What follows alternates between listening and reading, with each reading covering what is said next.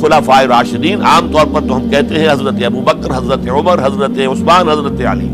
میں نے اپنی ذاتی رائے، حقیر سی رائے عرض کی ہے، اس میں حضرت حسن کا دور بھی شامل ہونا چاہیے 6 مہینے کا. تب وہ 30 برس پورے ہوتے، جو حدیث میں آیا ہے کہ خلافت جو ہے وہ 30 برس رہے گی، اس کے بعد ملوکیت شروع ہو جائے گی. تو ملوکیت کا پہلا قدم یہ تھا کہ حضرت معاویہ نے طاقت سے بزور خلافت حاصل کی، اس لیے ان کو خلیفہ راشد ہم نہیں کہتے. البتہ یہ ضرور ہے کہ ان کا دور بہت پرسکون دور تھا. البتہ جب 10 برس گزر گئے حضرت معاویہ کے دور حکومت کو، اب میں یہاں لفظ خلافت کی بجائے دور حکومت استعمال کر رہا ہوں، جو کہ خلافت راشدہ سے ذرا اس کا فرق واضح ہو جائے. تو اس وقت ایک اور صحابی، جلیل القدر صحابی مغیرہ ابن شعبہ رضی اللہ تعالی عنہ، وہ حضرت معاویہ کے پاس آئے اور انہوں نے یہ کہا کہ دیکھیے، اگر آپ نے اپنے بعد اپنا جانشین نامزد نہ کیا تو ہو سکتا ہے پھر فسادات پیدا ہو جائیں، پھر مختلف لوگ خلافت کا دعویٰ لے کر کھڑے ہو جائیں، پھر خانہ جنگی ہو جائے. 5 برس کی خانہ جنگی میں 1 لاکھ سے زیادہ مسلمان شہید ہو چکے ہیں، قتل ہو چکے ہیں، ہلاک ہو چکے ہیں. اب دوبارہ وہی دور نہ آ جائے، لہذا آپ اپنا جانشین نامزد کر دیجئے. امیر معاویہ ریلیکٹنٹ تھے، لیکن انہوں نے دلائل دیے، دلائل مضبوط تھے. انہوں نے کہا کہ اب کبار صحابہ دنیا سے رخصت ہو چکے، وہ جماعت کہ جن کی تربیت اور تزکیہ، جن کی تعلیم حضور نے خود کی تھی اور ان کو اندر سے پاک کر دیا تھا، ان کی نیتیں بالکل پاک ہو چکی تھی، کوئی نفسانیت ان میں نہیں رہی تھی، وہ جماعت تو اکثر و بیشتر اب ختم ہو چکی، فوت پا چکے، وفات ہو چکی. لہذا اب جو ہے اکثر و بیشتر نو مسلم ہیں جو بعد کے فتوحات کے ذریعے سے اسلام لائے ہیں. لہذا ان کے اندر نہ وہ پختگی ہے، نہ ان کے اندر وہ تقوی ہے، نہ تدین ہے، نہ اصول پرستی ہے. اسلام کی پوری تعلیمات جو ہیں وہ ان کے وجود کے اندر، ان کے شعور کے اندر گہری اتری ہوئی نہیں ہے. لہذا اب صورتحال وہ نہیں رہ سکے گی جو حضرت ابوبکر یا حضرت عمر یا حضرت عثمان یا حضرت علی کے زمانے میں تھی. لہذا آپ نامزد کیجئے. یہ بھی بتا دوں کہ مغیرہ ابن شعبہ کون تھے رضی اللہ تعالیٰ عنہ. نمبر 1 یہ کہ یہ اصحاب شجرہ میں شامل ہیں، جن 1400 یا 1800 افراد نے حضور سے بیعت کی تھی صلح حدیبیہ سے متصلا قبل، اس درخت کے نیچے بیٹھ کر جس کے بارے میں سورہ فتح میں فرمایا گیا کہ لقد رضی اللہ عن المؤمنین اذ یبایعونک تحت الشجرہ. اللہ ان تمام اہل ایمان سے راضی ہو گیا جو اے نبی صلی اللہ علیہ وسلم آپ کے دست مبارک پر بیعت کر رہے تھے اس درخت کے نیچے، ان میں سے موجود، ان میں یہ مغیرہ ابن شعبہ ہے. پھر مغیرہ ابن شعبہ وہ ہے کہ حضرت علی اور امیر معاویہ ان کے درمیان جو خانہ جنگی ہوئی اس میں ہمیشہ حضرت علی کے ساتھ رہے، حضرت علی کے ہی وہ سپورٹر تھے، ان کے ساتھ تھے. اس پہلو سے اچھی طرح سمجھ لیجئے کہ یہ نہیں ہے کہ وہ در حقیقت کو پہلے سے وہ امیر معاویہ کے ساتھی تھے، نہیں. لیکن اب جو صورتحال وہ دیکھ رہے تھے، جہاں دیدہ انسان تھے، بہت بڑے سیاستدان تھے، جانتے تھے حالات کو، حالات کے نفذ پر ان کا ہاتھ تھا. لہذا انہوں نے یہ مشورہ دیا اور پھر امیر معاویہ نے اس مشورے کو قبول کر لیا اور یزید کی ولی عہدی کا اعلان کر دیا. یہ بالکل مڈل ہے حضرت امیر معاویہ کے دور خلافت کا درمیان. یہ 10 سال جب ہو گئے تھے حضرت امیر معاویہ کی خلافت کو یا حکومت کو، تب یہ معاملہ پیش آیا اور یزید کے ہاتھ پر یہ بیعت ولی عہدی تمام جو بھی مختلف گورنرز تھے ان کے ذریعے سے کہہ دیا گیا اپنے اپنے علاقے کے لوگوں سے بیعت لے لو. یہ بیعت عام طور پر لوگوں نے کر لی. البتہ 5 شخصیتیں جو بہت نمایاں تھیں انہوں نے اس بیعت سے انکار کیا. ان میں کون تھے ذرا نوٹ کیجئے.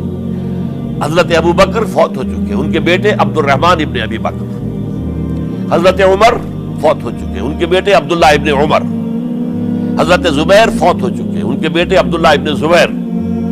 حضرت عباس فوت ہو چکے، ان کے بیٹے عبداللہ ابن عباس. حضرت علی شہید ہو چکے، ان کے بیٹے حسین ابن علی رضی اللہ تعالی عنہم اجمعین. یہ 5 جو امت کے بہت بڑے 5 افراد کے گویا کے وہ چشم و چراغ تھے ان گھرانوں کے، انہوں نے انکار کیا.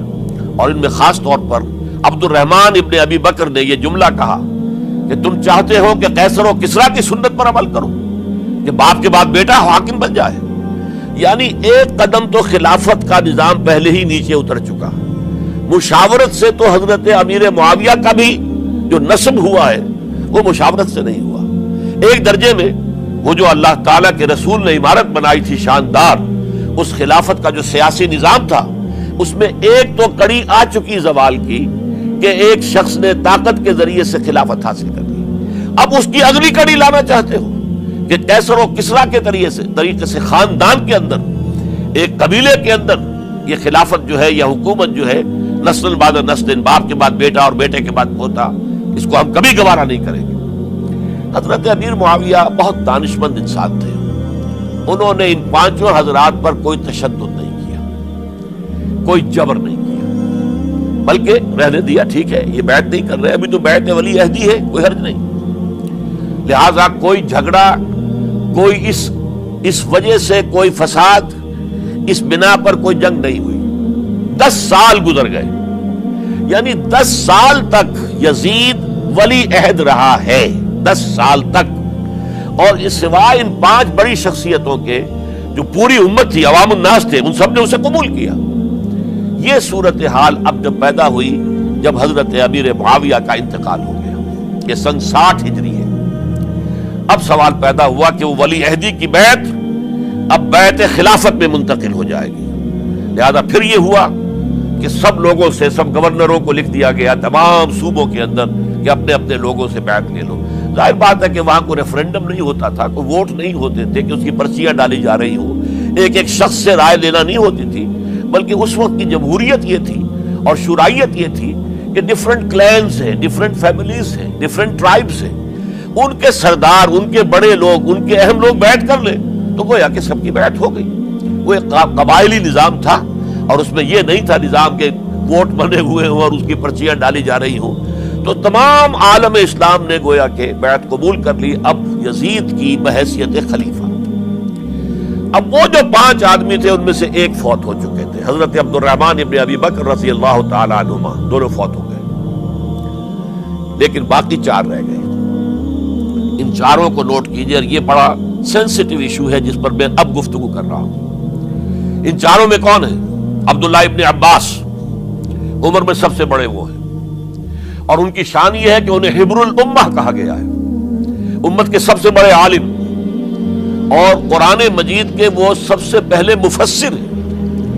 اصل جو جتنی بھی تفسیری روایات ہمیں ملتی ہیں حضرت عبداللہ ابن عباس کے شاگردوں سے، تابعین سے، لہذا ان کا بہت اونچا مقام ہے. حضرت عبداللہ ابن عمر، ان کا مقام بھی آپ کو معلوم ہے، حدیثوں کی کتنی بڑی تعداد ہے جو عبداللہ ابن عمر سے مروی ہے، اور اس کو سلسلۃ الذہب کی پہلی کڑی کہا جاتا ہے. روایت حدیث میں جو سرہنی زنجیر ہے اس کا آغاز حضرت عبداللہ ابن عمر ہے. ایک طرف یہ دونوں ہو گئے، ان دونوں کی رائے کیا ہوئی؟ اگرچہ کام غلط ہوا ہے، یہ اس طریقے سے قیصر و کسریٰ کی روایت پر عمل کرنا غلط ہے، لیکن یہ اتنی بڑی غلطی نہیں ہے کہ اس کی وجہ سے باہمی جنگ و جدال ہو، خوریزی ہو، ایک دوسرے کی گردنیں کاٹی جائیں اور فتنہ و فساد پیدا کر دیا جائے. لہذا انہوں نے یزید کی بیعت کر لی. 2 حضرات رہ گئے، یہ نسبتاً نوجوان ہیں. ان دونوں کی پیدائش ہجرت کے بعد ہوئی ہے. ہجرت کے بعد پہلا بچہ جو مہاجرین میں پیدا ہوا ہے وہ عبداللہ ابن زبیر ہے. بلکہ کچھ عرصے تک مہاجرین میں جب کوئی پیدائش نہیں ہوئی تو وہ مکے مدینہ کے منافقین نے کہنا شروع کر دیا تھا کہ یہ یہاں کے کمزور ہو گئے، نامرد ہو گئے، ان کی اولاد اب چلے گی نہیں. تو عبداللہ ابن زبیر جب پیدا ہوئے، اور آپ کو معلوم ہونا چاہیے وہ حضرت ابوبکر صدیق کے نواسے ہیں، حضرت عائشہ صدیقہ کی ہمشیرہ حضرت اسماء کے بیٹے ہیں عبداللہ ابن زبیر. اور زبیر بہت شجاع، بہت ہی بہادر انسان تھے. تو عبداللہ ابن زبیر کے اندر بھی وہی کیفیات تھی. انہوں نے کہا نہیں، اس غلطی کو ہم برداشت نہیں کریں گے. خورزی ہوتی ہے تو ہو، لیکن ہم اسلامی نظام کو نیچے اترتا ہوا نہیں دیکھ سکتے. جیسے کبھی حضرت ابوبکر نے فرمایا تھا ایبدل الدین وانا حی، کیا دین میں ترمیم اور تنسیخ کر دی جائے گی؟ دین کو بدل دیا جائے گا، دین میں تحریف کر دی جائے گی جبکہ میں ابھی زندہ ہوں؟ میں جیتے جی یہ نہیں ہونے دوں گا. حضرت عبداللہ ابن زبیر کی یہ رائے ہوئی وی ہیو ٹو چیلنج، ہم مقابلہ کریں گے، ہم اسے پیسیولی قبول نہیں کریں گے۔ انہوں نے بیعت سے انکار کیا اور مدینہ چھوڑ کر مکے جا کر حرم کے اندر پناہ گزین ہو گئے۔ یہی معاملہ حضرت حسین ابن علی رضی اللہ تعالی عنہما کا تھا، وہ بھی نہایت شجاع، نہایت جری، نہایت بہادر۔ انہوں نے بھی کہا کہ یہ غلط قیصر و کسریٰ کی روایت جو شروع ہو رہی ہے، اسے ہم نے ریزسٹ کرنا ہے اور اسے ہم آگے نہیں چلنے۔